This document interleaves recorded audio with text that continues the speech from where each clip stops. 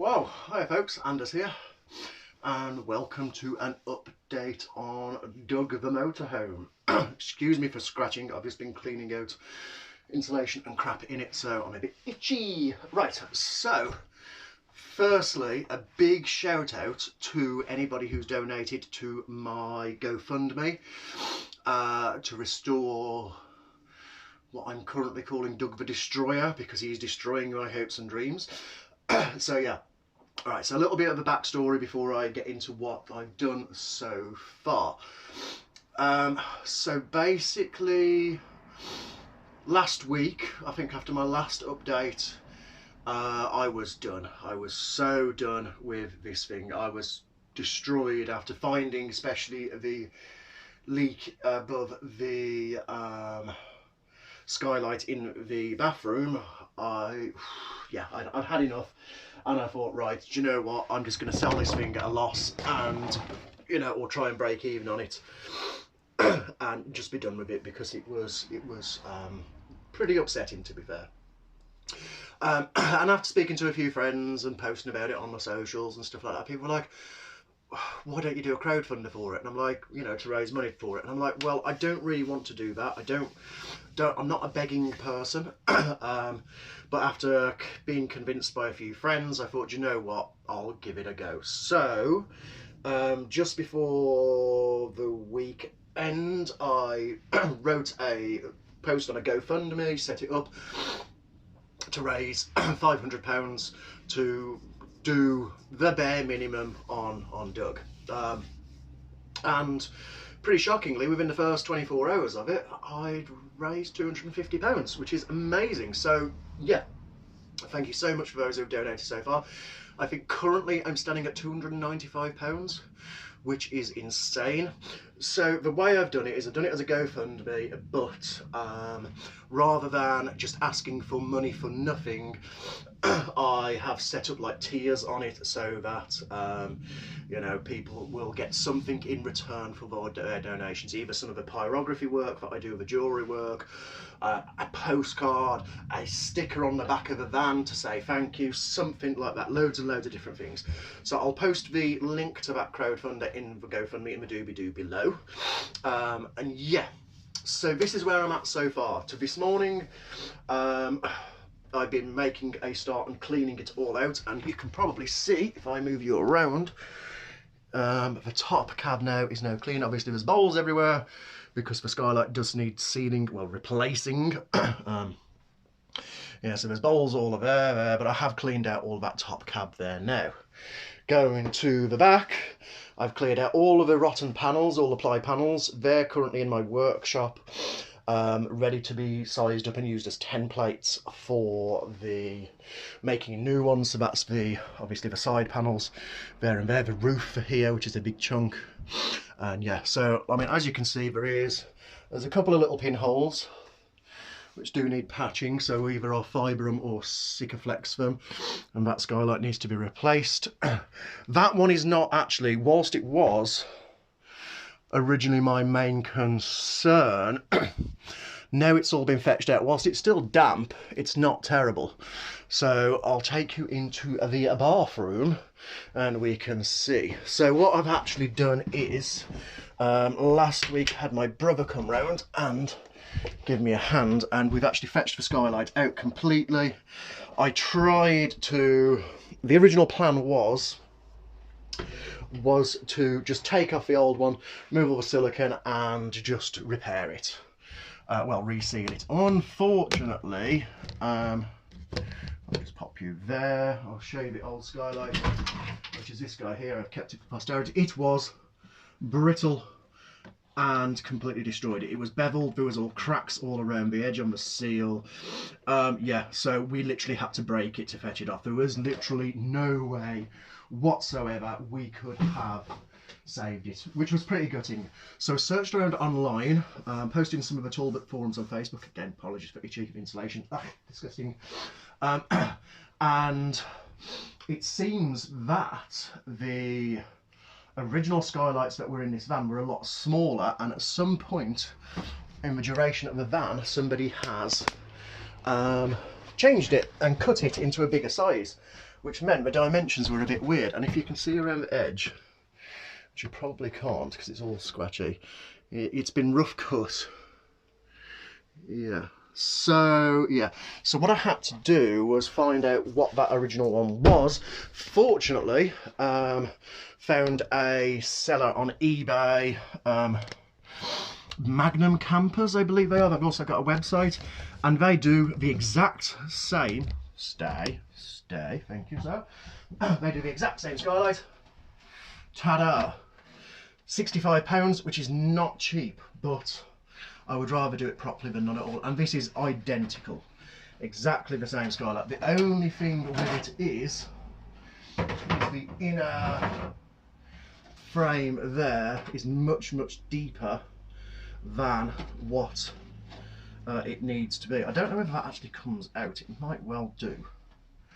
Yeah, so that's got to be cut down, so I'll just Dremel that out to the right thing, because obviously it's got to be then gone, that goes through the roof, then the fiberglass, and then batten, and then sealed to that. So that's got to be trimmed down, and on the insert frame as well, that's got to be trimmed down as well. So yeah, £65 for that. So I purchased that one thinking, right, I will just get the Skylight sealed, get that one done, and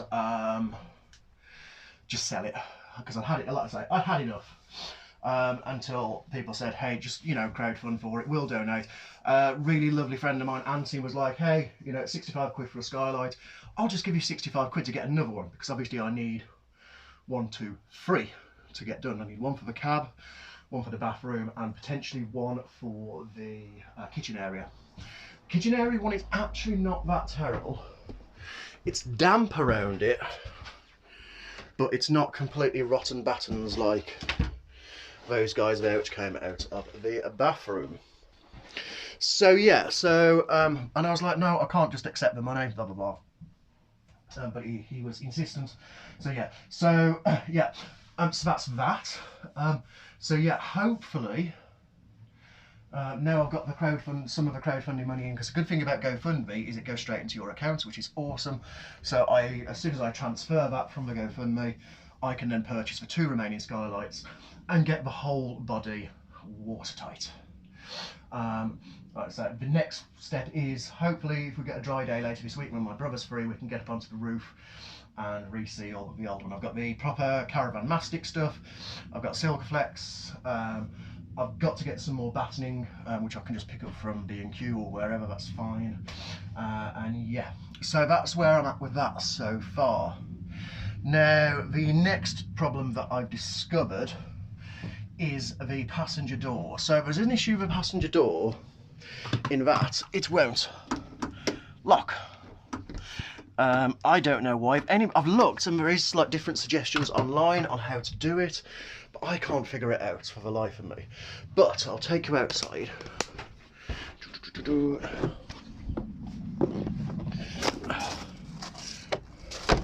And whilst I was messing about with that there was some patch bubbling there, and that's a hole. Whoop. So yeah, there is no chance whatsoever I can get that welded, so I am going to have to get a whole new door. I've spoke to a guy about some of the issues here. So there's some leaks there, and it is onto a wooden frame. Well, there's some rust there, and he said potentially that can be welded, and he can weld that for me. He can put a new bar in, but what I need to do beforehand is strip it all down, treat it with rust, and see how I go. On the front here there is some lifting here, around that sill there, which, you know, I can potentially just reseal with some, I think he suggested metal putty, something like that. Yeah, and there is on the scuttle plate here, it has had a lot of work done to it, but that can be sanded and redone. And then again on the driver's side here, it's all pretty shot out. But like I say, he seems to think that's not a major issue, even though it looks it, it's all still pretty solid. And he seems to think it can be welded or using like the liquid putty to repair all of that. So yeah, obviously there's all bits and bobs here, but again, welder guy said it's just superficial, it's not the end of the world. Oh dear, I seem to forget that this camera, phone, whatever you call it, is it recording? Yes, it is recording. Okay, cool. Has a 10-minute maximum video recording time on it. I think it's because it's 4K, whatever. I don't know.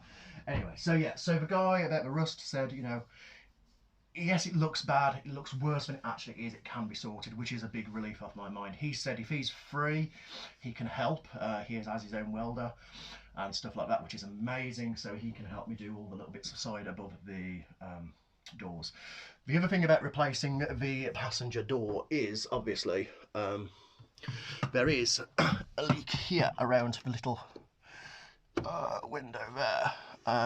So by just replacing the door and putting, you know, just replacing it verbatim, it's a one-to-one thing. There's a guy got one on Facebook Marketplace, no, not Marketplace, one of the Talbot groups on Facebook, and he has said £100 shipped for the whole door. It's there's some little superficial bits of rust on it, nothing like the massive hole that I've got.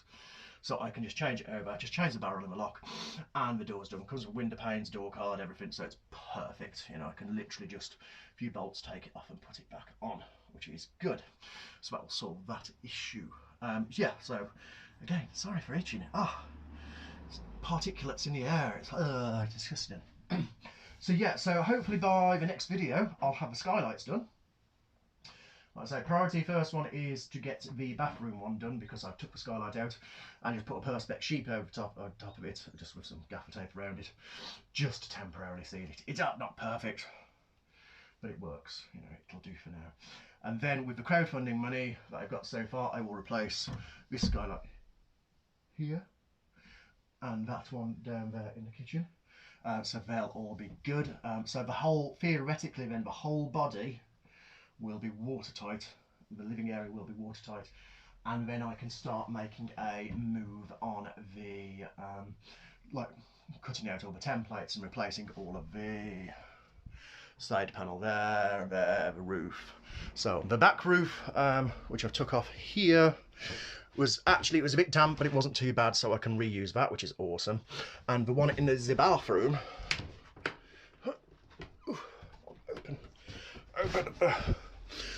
was just a plastic one, so that can be reused, which is great. I've cleaned out all the crud down there. I'm not desperately cleaning at the moment, simply because there's no point, because it's going to get messy before it gets cleaner. But just keeping on top of the maintenance of it and stuff. The only other issue that I have so far that I've noticed, and I think I've identified where the water is coming from, is just down here. Where the gas comes in, where the electrics are. The top cupboards are dry, but I'm getting water coming from down there.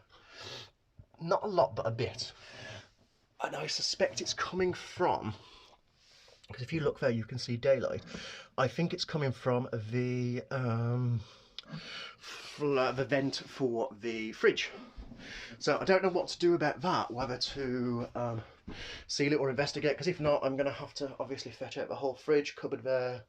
And obviously it's a bit of a worry, because all the electrics are there and I don't want them to get done.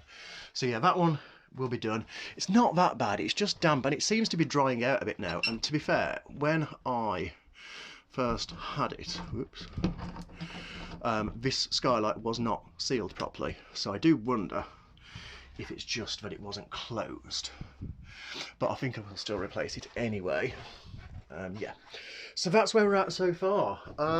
Yeah, again, a big thank you to those that have donated to the crowdfunder. I didn't expect to get that many people offering donations, and again, I'm not asking just for donations. I will give something back in return. I don't want to ask for money for nothing.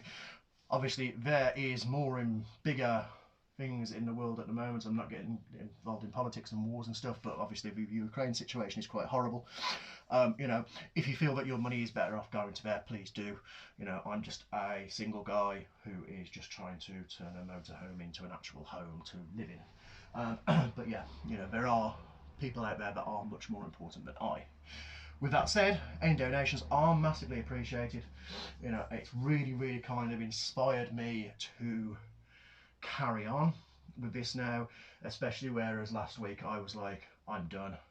I'd even listed it for sale on Facebook Marketplace for the price that I paid for it, and I was just getting stupidly lowball offers of, you know, £500 and stuff like that, and they all just, oh, you can just scrap, I'll buy it off you for scrap, and I'm like, no.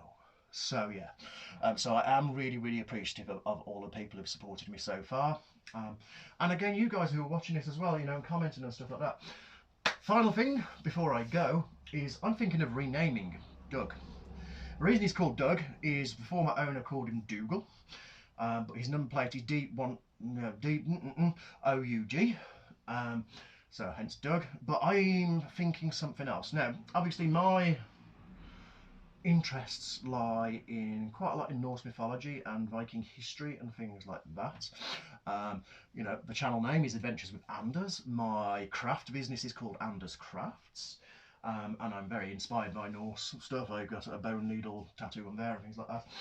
So yeah, so I was thinking something maybe more Norse related. And a friend of mine suggested Hoff, or the Hoff. Obviously David Hasselhoff, absolute legend. Are we still recording? Yes, we are.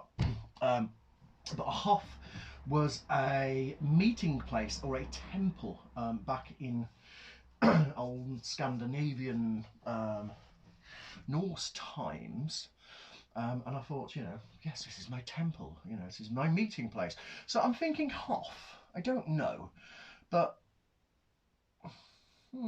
drop a comment, see what you think, let me know. I think it's quite an interesting one. I could call him the Hoff or something like that. Yeah, I mean, my other car is a Volvo, which is called Valkyrie. So yeah, my previous car to that was called Loki. He was green and a trickster, and the engine blew up on it. But hey, so probably not the best name to call a car is Loki. So yeah, so let me know what you think. Again, check out my crowdfunder if you can. I would really appreciate that. And hopefully I'll have an update for you in the next few days, and I may try and do a tutorial video on how to fit a skylight, depending how well or terrible I do at it. There are ones on YouTube on how to do it, non-specifically for Talbot talismans, the fibre body ones, so I may do a video on that. Yeah, so anyway, thank you very much for watching. I hope this video has been interesting, a little bit of an update. I know I waffle, I'm sorry, and I will see you in the next video where hopefully I'm less itchy. See you guys.